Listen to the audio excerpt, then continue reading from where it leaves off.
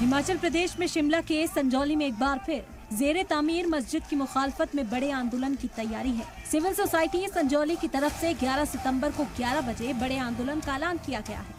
इस एहतजाज में बड़ी तादाद में खवातीन ग्रुप, नौजवानों के ग्रुप और समाजी तंजीमों को शामिल होने के लिए कहा गया है। ये बिल्कुल हम लोग शांतिपूर्ण तरीके से इसको करेंगे और हमने प्रशासन को जो है परमिशन के लिए भी हमने एप्लीकेशन दे रखी है। और ये किसी संगठन का नहीं है प्रदर्शन, ये जो है वो प्रदर्शन आम जनता का है। वहीं शिमला में बढ़ते लोगों के गुस्से से इलाके के एमएलए और पुलिस भी अलर्ट पर है।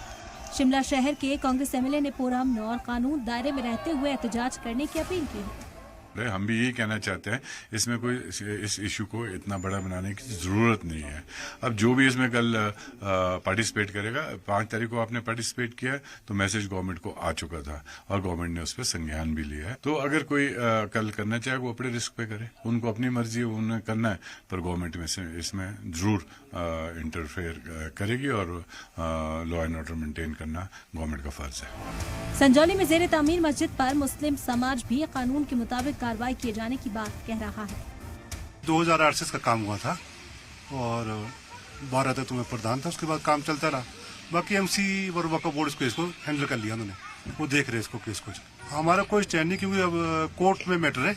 अब कोर्ट जैसा भी आदेश देगा वो सबको मान्य होगा। हिमाचल में तेजी से बढ़ी मुस्लिम आबादी ने पूरे मुल्क का ध्यान खींचा।